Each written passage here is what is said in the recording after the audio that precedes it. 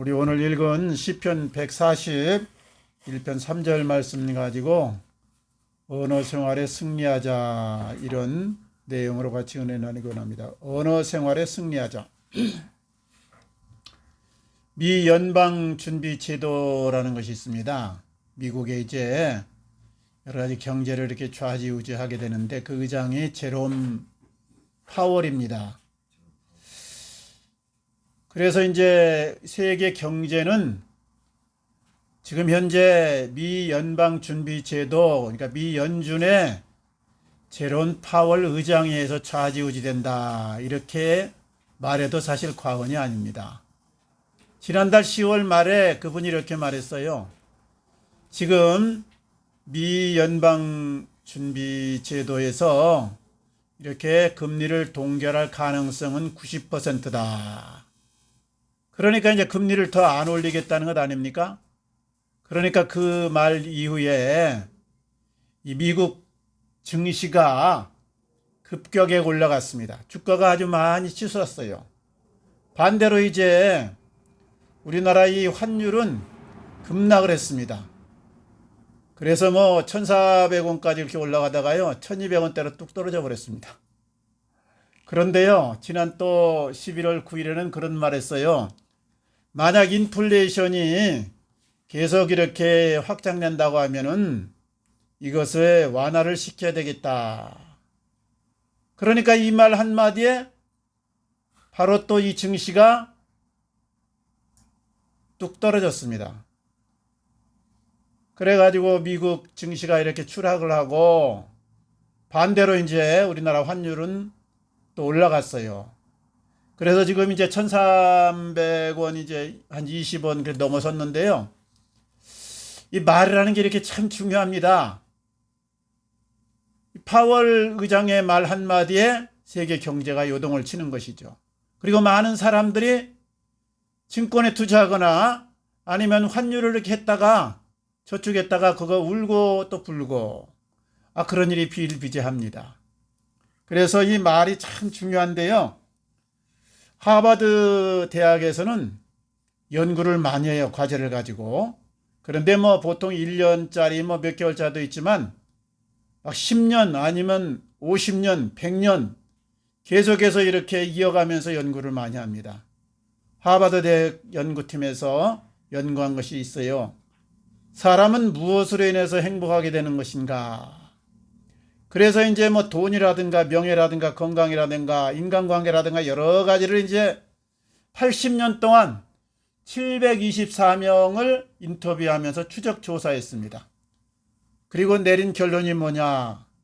인간의 행복은 돈이나 명예나 어떤 사회적인 지위에 있는 것이 아니다. 인간의 행복은 대부분 인간관계에 있다. 사람과의 관계에 있다, 이 말이에요. 그러니까 인간은 가족과 그리고 또 친구와 아는 분들과 공동체 간의 관계에서 원활하게, 그리고 인간관계를 잘하면 행복하고 그렇지 못하면 반대로 불행한 감정을 느낀다, 이 말이에요. 그러니까 인간관계가 참 중요하다는 말인데, 인간관계에서 제일로 중요한 것이 무엇이냐? 여러 가지를 들 수가 있는데 그 첫 번째가 바로 말입니다. 말, 언어.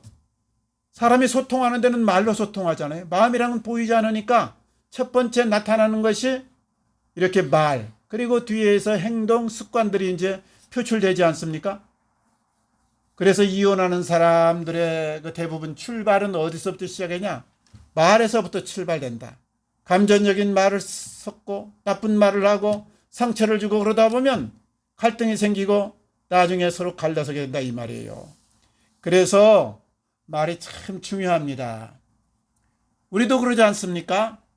다른 사람의 말 때문에 때로는 낙심하고 또 좌절하고 어려움을 겪고, 또 반대로 나도 말하는 것을 툭툭 던지다가 나도 모르는 사이에 다른 사람에게 상처를 주고 어려움을 주고. 그래서 우리가 잘 말을 잘하고 언어 생활에 승리하면 참 좋은데, 그러면 어떻게 하면은 말을 잘하고 언어 생활에 승리할 수 있을까? 여러 가지 각도에서 우리가 생각해 볼 수가 있겠지만은 먼저는 말이라는 게 어디서 나옵니까? 마음에서 나옵니다. 마음에서. 그래서 이 마음이 참 중요합니다. 마음이 첫째 중요하다. 사람의 인품이라는 것이 뭐예요? 됨담이라는 것이 뭐예요? 뭐 여러 가지로 표현할 수 있겠지만 그 사람의 말이요, 그리고 그 사람의 습관이요, 그리고 그 사람의 마음이요, 행동을 말하는 겁니다. 그러니까 마음에서 말도 되고 또 그 다음에 습관도 나오고 행동화가 되는 것이죠. 그래서 마음밭을 이게 잘 우리가 만들어야 돼요.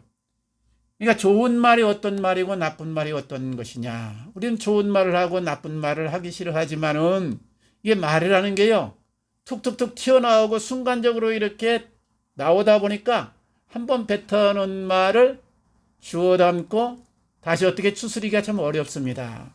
그러니까 평상시에 좋은 말을 하면 좋은 마음밭을 갖춰야 돼요. 나쁜 마음밭을 갖춰 놓으면 나도 모르는 사이 툭툭 나쁜 말이 튀어나간다니까요. 나쁜 말이 뭐예요?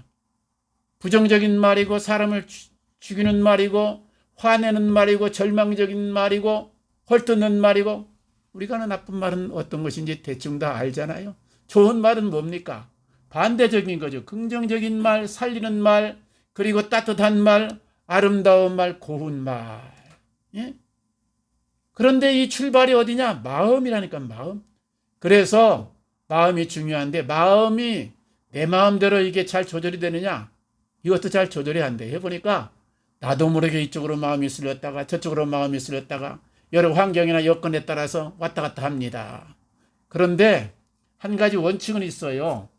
이 컴퓨터에서 우리가 보면은 입력된 것이 출력된다. 이게 입력한 것이 출력되는 것이지 입력을 안 시켰는데 그냥 무조건 나오지는 않습니다. 사람은 똑같거든요. 그래서 우리가 마음을 곱게 아름답게 긍정적이고 그리고 활기차게 가지려면 그런 것들을 잘 입력을 시켜야 돼요. 그래서 우리가 어떤 영상을 봐도 폭력을 보거나 사람을 죽이는 것을 보거나 나쁜 것을 보면 그때는 자극이 돼가지고 스릴이 있고 재밌는 것 같이 보이지만 그것이 나중에 내 마음에 쌓인다니까요. 그래서 나중에 나도 모르게 폭력적인 말이 나고 화내는 장면을 많이 보면 화내는 그런 말을 하게 되고 잔소리하는 것을 많이 보면 잔소리를 하게 되고 이렇게 되는 겁니다. 그래서 마음을 깨끗하게 가지는데 늘 이렇게 깨끗한 것 보고 또 사랑의 것을 보고 살리는 것을 보고 이런 걸 우리가 느끼고 그리고 마음을 곱게 아름답게 가지려고 노력을 하면서 하나님 앞에 기도를 하면 됩니다. 그러면은 하나님이 내 마음을 다스려주고 지배해 주시고 내가 그런 걸 자꾸 좋은 것들을 접하다 보면 내 마음밭이 고와지고 살리는 마음밭이 되고 아름다운 마음밭이 되어서 나중에 내 언어가 그런 쪽으로 나오겠나 이 말이에요. 우리 늘 깨끗하고 바른 마음으로 또 아름다운 말을 우리가 이렇게 함으로 사람을 살리는 우리 승리의 삶이 되시기를 바랍니다.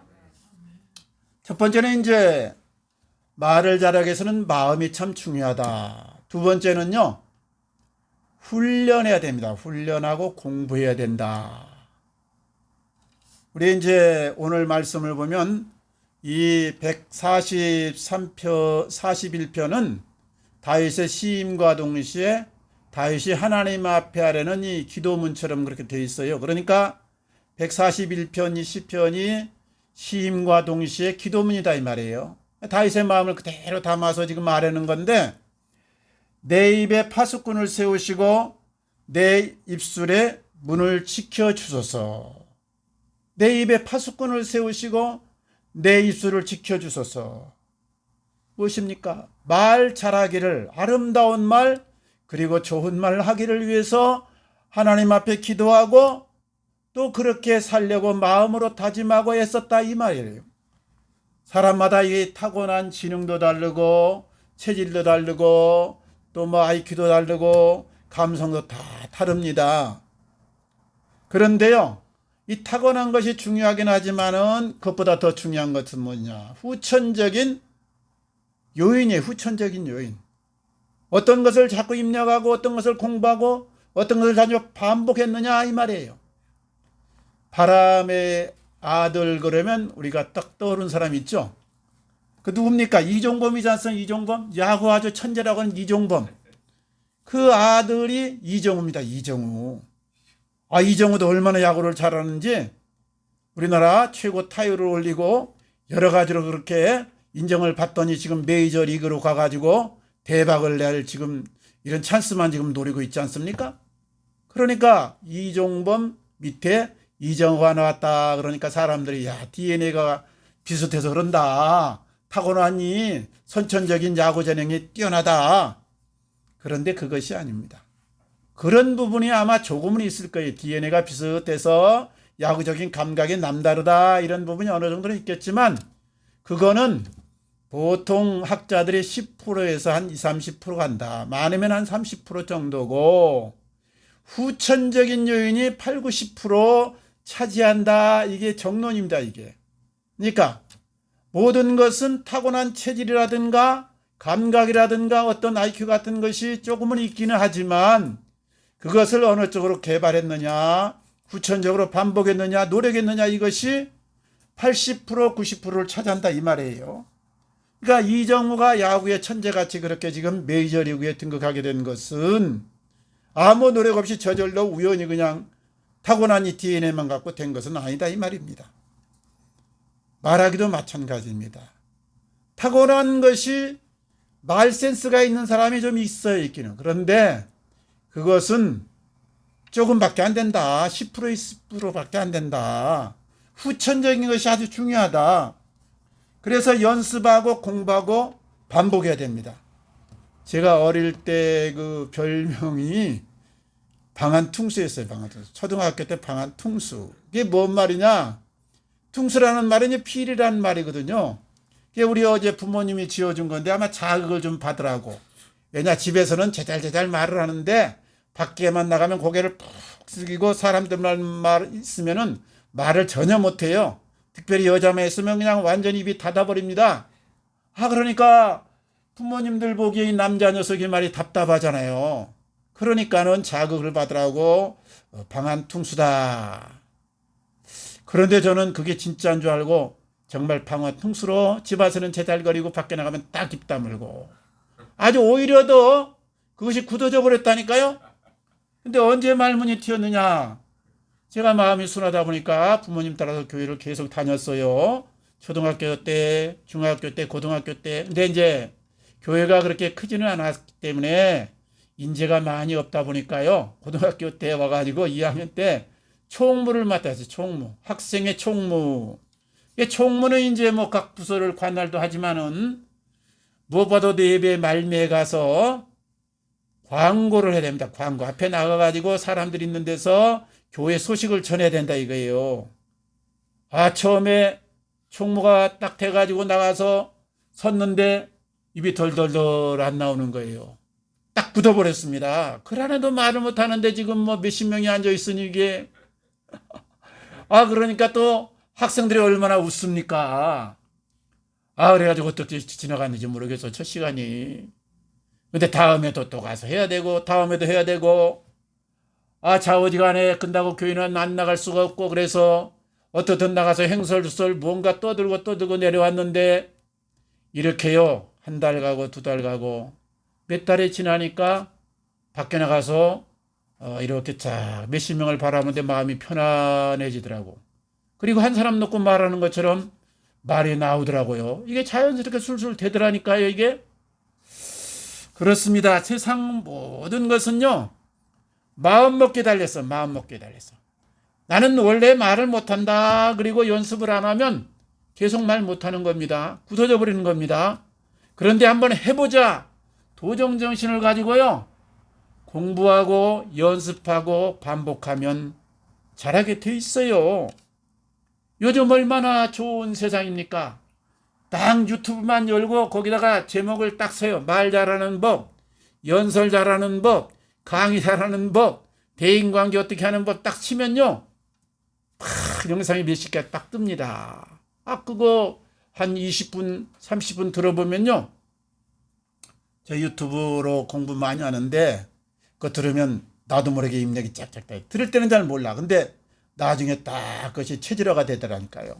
그러니까 우리가 마음을 먹고 말을 잘하리라 생각하고 훈련을 해나가면 우리가 언어 생활에 아름다운 언어를 할 수 있고 살리는 언어 할 수 있고 그리고 정말 멋진 말을 우리가 할 수 있는 겁니다.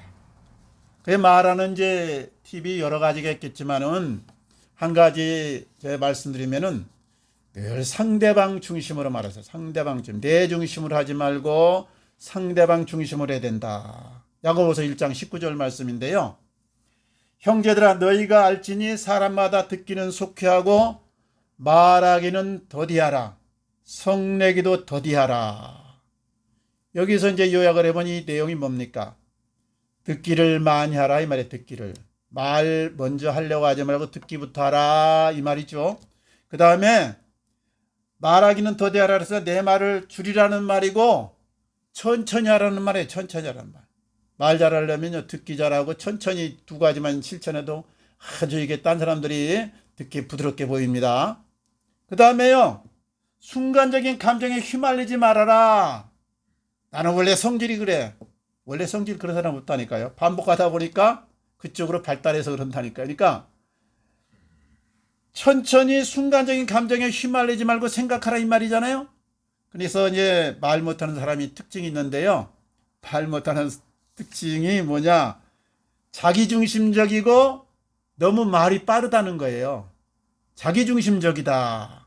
말이 너무 빠르다. 일방적이다.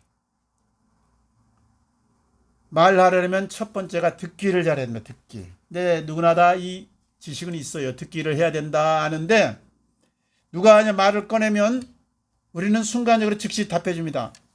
이제 자기 그 생각에서는 저분이 뭐가 궁금해서 그런가 보다 그래가지고 빨리 알려주려는 마음에서 급하게 상대방의 말을 다 끝나기도 전에 중간에 딱 말해 주는데요. 상대방은 어떻게 받아들이느냐. 내 말을 가로막았다. 내가 충분히 표현할 수 있는 기회를 박탈했다. 이렇게 생각하거든요. 그러니까 말을 우리가 할 때요. 듣는 거를 70% 듣고 한 30%만 말하면 좋다고 그래요. 학자들이. 근데 듣는 걸 충분히 들어줘. 그리고 이제 더 이상 할 얘기 없을 때 딱 그때 몇 마디만 던지는 거예요. 그것도 막 자세하게 가르쳐 줄 필요가 있어요. 이미 다 알고 있는 거예요. 상대방도. 그래서 인내심을 가지고 충분히 들어주라. 상대방이 말을 꺼내는 건요. 해답을 구하려는 게 아닙니다. 내 사정을 좀 알아달라. 내 마음에 이런 한을 좀 내가 들어달라 이거예요. 그래서 잘 듣기만 하면 이게 해결이 되는 거예요. 그래서 상담에서 중요한 것이요. 잘 듣기만 하면 70%를 먹고 들어갑니다. 70%. 예? 근데 급해가지고 상담 딱 왔으니까 대답을 빨리 해줘야지. 그런 그 너무 배려적인 마음에서 말을 해주면 상대 말을 가로막는 거거든. 그럼 상대방이 거기서 감정이 상하는 거거든요. 그러니까 말을 충분히 들어주라. 예? 그러면 또 어떻게 훈련하느냐? 똑같을 수는 없지만은요. 먼저는 이 말이라는 것이 습관에서 나오고 그리고 마음에서 나오니까 긍정의 마음을 습관하세요. 긍정의 마음을 습관화해라. 그리고 이렇게 말해. 긍정적으로 말해요. 문제가 생겼으면 이제 쫄딱 망했네. 큰일 났네. 이렇게 하지 말고 야 하나님이 우리에게 과제를 주셨구나. 이것만 잘 우리가 해결하면 한 단계 업그레이드 되는 거야. 좋은 찬스야. 우리 실력을 키울 수 있는 기회야. 이렇게 말해 이렇게. 예? 그리고 상대방을 늘 인정해 주세요. 인정해 줘. 어떤 결과물이 나왔느냐 여기에 집중하지 말고 상대방이 노력한 그 과정을 인정해 주고 격려해 주세요. 그래서 이 정도면 대단한 거야. 당신이 수고한 덕분에 이만큼 성과가 나왔어. 이렇게 그냥 인정해 줘요. 내가 100점을 원했는데 지금 80점밖에 안 나왔어. 에이 이게 뭐야 이러면 안 되고 80점 나온 것에 대해서 인정해 주고 그 수고한 내용을 칭찬해 주라 이 말이죠. 그 다음에 명령보다는 질문하세요. 명령보다는 질문. 예를 들면 애들에게요. 공부해라 공부 좀 해. 공부 안 합니다. 애들 말 안 들어요. 근데 공부하면 잘 살 수 있어. 너 공부하면 여자들의 인기가 참 많게 되는 거야. 너 공부하면 앞으로 인생이 싹 대박 나는 거야. 공부 한번 해볼래? 공부하면 이런 좋은 점이 있지 않겠냐? 물어보는 거. 또 이거 오늘날로 당장 끝나세요? 이렇게 하지 말고 좀 힘들겠지만 오늘 이거 끝내주면 어떻겠습니까? 물어보는 거예요. 물어봐. 그럼 상대방이 자기한테 물어보니까 자기를 존중해 주는 거 아니에요? 그러니까 기분이 좋아가지고 열심히 합니다. 열심히. 사람은 인정받고 싶은 욕구가 있잖아요. 자기한테 물어보고 인정해 주면 없던 힘이 막 나가지고 100개 충성을 하다가 200개 하고 300개 충성을 하는 겁니다. 이게. 그래서 인정해 주라. 그 다음에 내 감정보다 공감을 해줘요. 내 감정이 어떻게 됐다 하지 말고 상대의 말만 들으면서 예를 들어서 어려운 점을 하소연하면 야 너만 어려운 줄 아냐? 다 그 정도는 난 누구나 어려운 거야. 나도 힘들어. 이렇게 하지 말고 야 너 참 힘들었겠다. 나도 그런 경우에는 아마 그렇게 참 낙심이 됐을 거야. 그냥 얼굴에 미소 띄면서 고개만 까딱까딱 해주세요. 딴 얘기 너무 장황하게 설명하고 해결책 같은 거 제시하지 마세요. 이거 해결책 제시하는 데서 상대방의 감정이 탁 다운됩니다. 이게. 그래서 맞장구 치고 고개 끄덕이는 연습을 이렇게 많이 해야 돼요. 그리고 상대방을 늘 존중하고 인정해주는 이런 습관을 우리가 길러나가기 바랍니다. 어떻든 상대방 입장을 앞장에 세워서 언어 생활에 승리하시기 바랍니다. 우리 성도는요, 특별히 말을 잘해야 돼요. 말을 잘해야 돼요.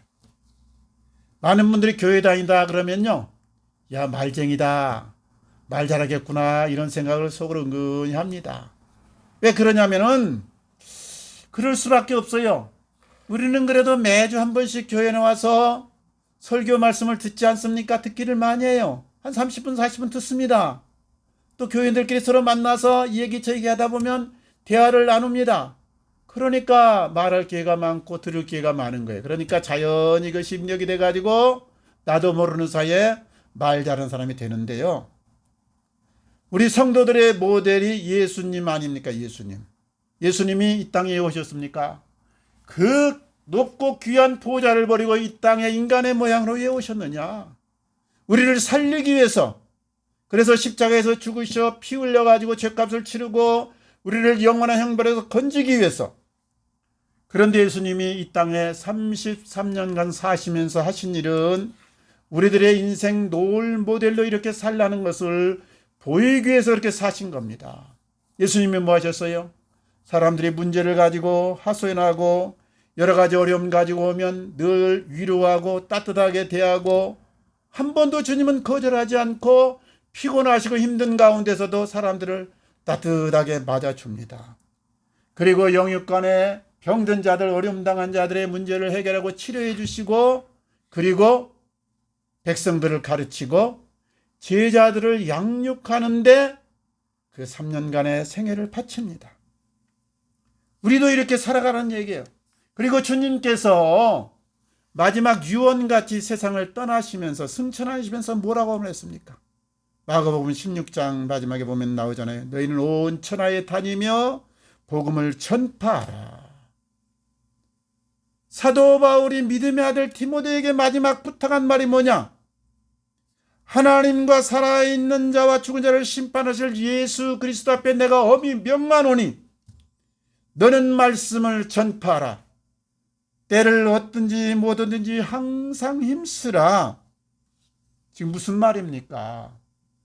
우리 주님이 우리에게 부탁하신 마지막 유언, 주님의 소원은 주님의 사랑의 마음을 전하고 복음을 전하고 죽어갈 자를 살리는데 네가 심혈을 기울이라는 이 말씀을 한 겁니다. 그렇습니다. 지금은 사실은 세계화가 되었고 미디어가 발달해서 이 성경이 곳곳에 들어갔고 복음도 얼마든지 접할 수가 있습니다. 그런데 문제는 많은 사람들이 지식적으로는 예수 그리스도를 알고 있지만은 여전히 예수를 믿지 않는다는 데 있고 그래서 영원한 생명을 얻지 못한다는 데 있는 것입니다. 그래서 21세기 열린 사회에서도 여전히 무당이라든가 박수라든가 뭐 점쟁이 같은 미신들이 설치되고 있는 겁니다. 왜 그러느냐? 이유가 여러 각도에서 살필 수 있겠지만 목사인 제 입장에서는 그래요. 제가 시원찮아서 정말 말씀을 제대로 전하지 못해서, 그리고 우리 믿는 사람들이 삶으로, 그리고 우리 전도를 하지 않아서 모든 목사님이 쏙쏙 알아듣도록 쉽고 재미있고 감동되게 복음을 전했다면, 먼저 믿은 우리 성도들이 예수님의 뜨거운 사랑을 보여주고 예수 그리스도의 증인으로서 온전히 살았다고 하면 하나님의 나라가 더 많이 확장되었고 예수 믿어 구원 얻은 사람이 더 많지 않았겠습니까? 안타까운 것은 예수님이 2000년 전에 이 땅에 오셔서 그 높고 귀한 하늘 보좌를 버리고 이 땅에 오셔서 십자가에 피 흘려 죽으심으로 영원히 사는 길을 열어두셨는데, 우리의 미련함과 그리고 나의 입술의 둔함 때문에 오늘도 수많은 영혼들이 영원한 지옥 형벌로 떨어지고 있다는 이 사실인 것입니다. 이것을 생각하면 너무너무 안타깝고 너무너무 슬픕니다. 늘 우리가 가슴은 뜨겁게 하시고 예수의 산증인으로서 살아가시고 말은 재미있게 그리고 알아듣기 쉽게 감동되게 전하는 이 훈련을 하셔서 우리 예수 그리스도의 증인으로 승리하시기를 우리 주님 이름으로 축원합니다. 이야기 하나만 하고 마칩니다. 전한길이라고 해요. 전한길. 경상북도 저 경상 용성에서 태어났어요. 1970년에 태어났으니까 지금 이제 만으로 53세쯤 되셨는데, 이분이 아주 소장농의 아들로 어렵게 그렇게 살았어요. 옛날에 형제도 많고 힘든데 이제 중학교, 고등학교까지는 아버지가 보내줬어. 그런데 아무래도 보니까 형이 지금 대학교를 다니고 있고 동생들도 많은데 내가 대학 가면 아버지한테 큰 부담이 되겠어. 그래가지고 미리 배려를 하느라고요. 공부를 안 하고 고등학교 때 노래방 가서 친구들과 어울리고 또 당구 치고 담배 피고 가끔 술도 마시고 오영병 고등학교 시절을 보내니까 대학 입시가 됐는데 붙을 수가 없죠. 떨어져 버렸습니다. 그래서 이왕 떨어진 거 이제 20살 넘으면 군대 잡혀가게 생겼는데 실컷 놀다가 가자. 그리고 계속해서 이제 어영병 노는 거예요. 이제 당구 치고 술 먹고 담배 피고. 예? 근데 어느 날 아버지가요 결혼식을 갔다 오더니 얘야 한길아 이리 좀 와봐라. 자기를 방으로 부르는 거예요. 그러더니 다락에서요 뭐 신문 이제 둘둘 마른 것을 하나 꺼내오더니 이게 뭔 줄 아냐 딱 펴니까 돈다발인 거예요. 돈다발에 이만큼 있는 거예요. 이게 뭔 돈인 줄 아느냐. 나는 내가 대학 들어가면 등록금으로 주려고 이렇게 어려운 살림 가운데도 모아두었는데 너는 대학 갈 생각을 안 하고 이렇게 어영병 친구들하고만 어울려갖고 세월만 낭비하느냐. 그 말에 너무 충격을 받았어. 자기는 형도 대학 가고 동생들도 많으니까 아버지가 힘들까 봐서 어영병 떼었는데 아버지는 이게 아주 마음이 아파서 자기 등록금까지 마련하면서 이렇게 지금 하소연하는 거예요. 그래서 아버지가 막 우는데 너무 충격이 돼갖고 내가 공부해야겠다. 그래서 군대 가기 전 1년 동안 나름대로 빡세게 공부를 했어요. 그런데 1년간 하니까 서울대학교를 들어가려고 했는데 등록금이 사니까 국립대학을 들어가했는데 서울대학은 못 들어가고 점수가 안 돼가지고 이제 경상도 쪽이니까 경북대학교 사학과를 들어갈 수 있었습니다. 그래가지고 또 대학교 가서 나름대로 공부를 하다가 이제 군대에 갔어요. 그래가지고 그때 아버지가 자기에게 눈물을 흘리면서 그 어려운 농사 지어가지고 등록금 마련했던 걸 생각하면서 나름대로 열심히 공부해가지고 그렇게 교육대학원에 또 들어갔습니다. 더 공부를 하자.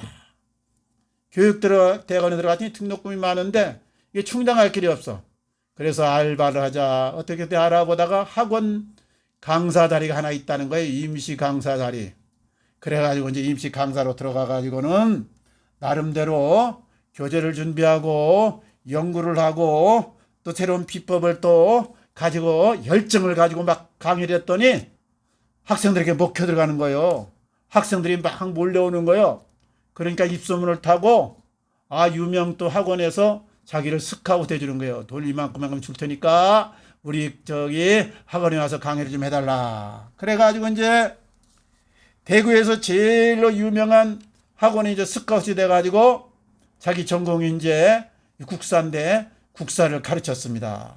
그랬더니 또 학생들이 막 인기가 있는 거예요. 나중에 인터넷이 또 보급되니까 인터넷에서 또 명강사가 된 거예요, 이제.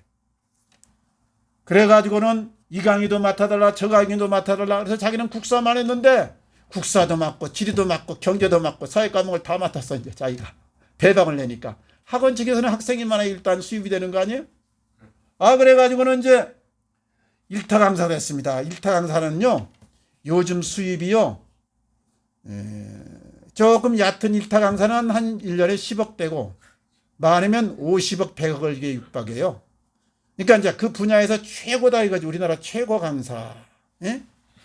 그래가지고는 일타 강사가 되니까 돈이 막 생기고요. 그 다음에 학원에서 이제 자기를 인류 강사 대접하는데 나중에는 학원이 어려운 학원을 하나 인수를 맡았어. 그래가지고 그 학원에서 또 열심히 강의를 하다 보니까 점점 학생이 많아져가지고 직원만 105명을 거느리는 대구에서 제일로 잘 나가는 명문학원 대표가 됐습니다. 그리고 책을 냈는데 책마다 대박을 터뜨리는 거예요. 이때 나이가 몇 살이냐? 30대 초반. 예? 일타 강사가 됐죠. 또 이 출판업을 했더니 잘 돼가지고 또 에브라임이라는 출판도 그렇게 딱 출판사도 챙겨가지고 인쇄도 많이 들어오죠. 학원도 105명이나 직원이 있는 아주 유명 학원 아주 대표죠. 잘 나갔습니다.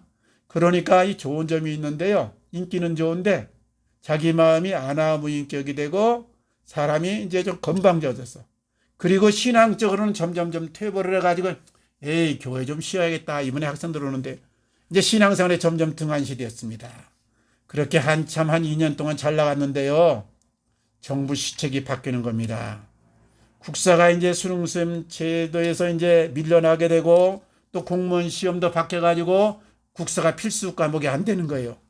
그러니까 학생들이 하나둘 빠져나가더니 얼마 있지 않아서 이게 점점 적자가 나기 시작하더니 나중에 학원이 문을 닫게 생겼어. 이렇게 큰 사업을 벌이다가 이게 안 되면은 그걸로 제로로 끝나는 것이 아니고 빚이라는 게 생깁니다. 대부분 무리해서 학원을 인수하고 그러지 않습니까? 그러다 보니까 딱 정리를 딱 끝냈더니 25억의 빚이 있는 거예요. 25억. 개인이 25억이면요. 이거 갚을 길이 막막합니다. 한 달에 100만 원씩 만약에 저축을 해서 갚아나가면 얼마 200년 갚아야 되나요? 그러니까 이게 막막한 거예요. 막막해. 예? 그래서 이제 그때서 하는 생각이 나서 이거 해결할 길도 없고 죽어버려야겠다. 확 죽으려고 몇 번 옥상에도 올라가고 막 했는데 지옥 생각이 나는 거예요. 그래도 교회는 다녀가지고 자살하면은 지옥 간다. 지옥 가면은 기회가 없다. 영혼 형벌에 떨어진다.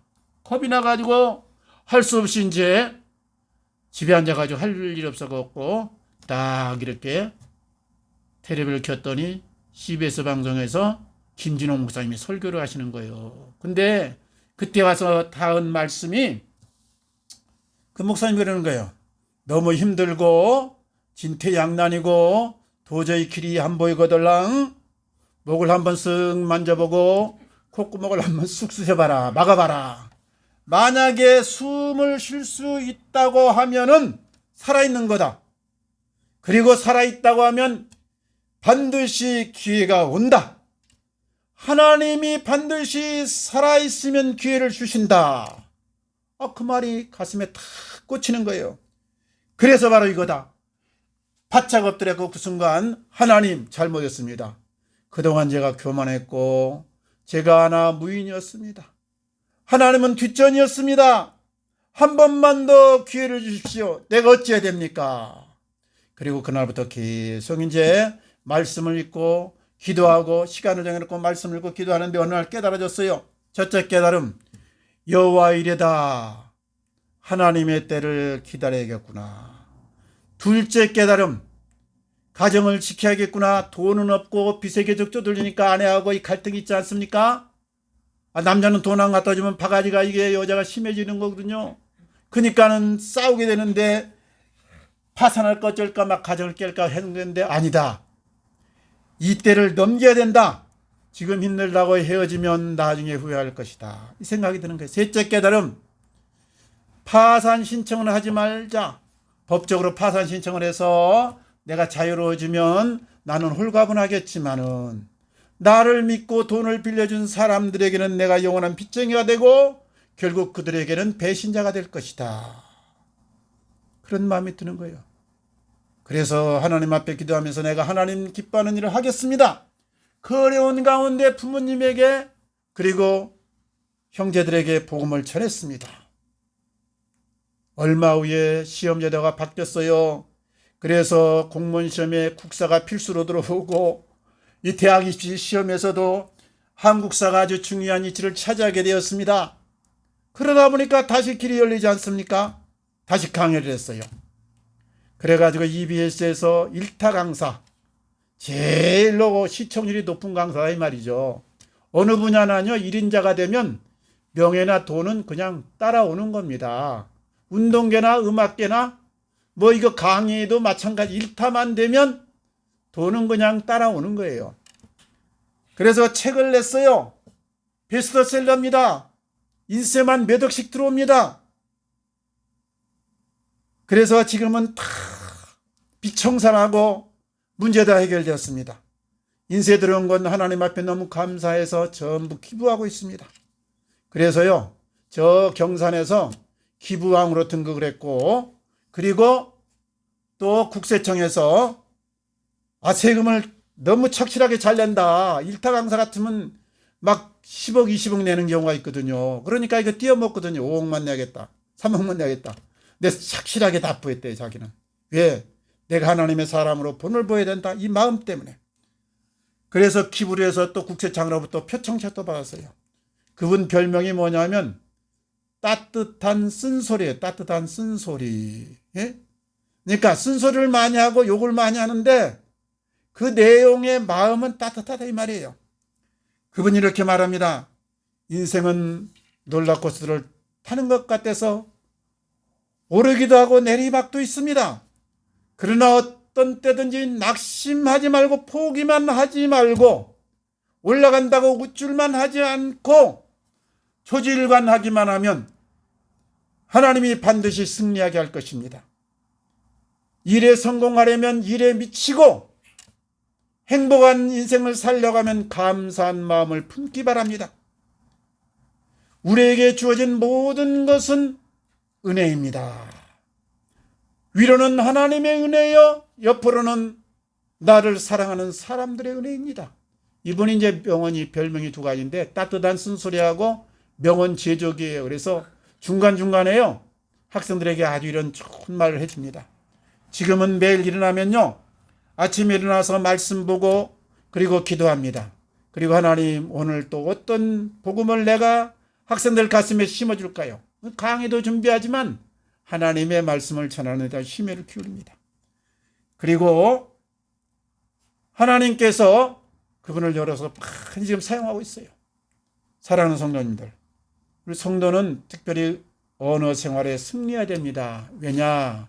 인기를 얻고 내가 잘 나가고 사람들에게 박수 받기 위해서 그러는 것이 아니고 복음을 전하기 위해서 그렇습니다. 복음을 전하기 위해서. 베드로전서 3장 15절 말씀인데요. 소망에 관한 이유를 묻는 자들에게는 대답할 말을 항상 준비하라. 소망의 이유를 묻는 자들에게는 대답할 말을 항상 준비하라. 무슨 뜻입니까? 너 왜 하늘나라 소망을 가지고 사느냐? 너 왜 예수 믿냐? 너 왜 교회 나가냐? 이렇게 묻거들랑 아내나 친구나 이웃 사람들이 묻거들랑 우물쭈물 하지 말고 알아듣기 쉽게 확실하게 수긍할 수 있도록 대답할 말을 미리미리 준비해두라 이 말이에요. 나는 복음을 전할 사명을 가졌다는 것을 잊지 말기 바랍니다.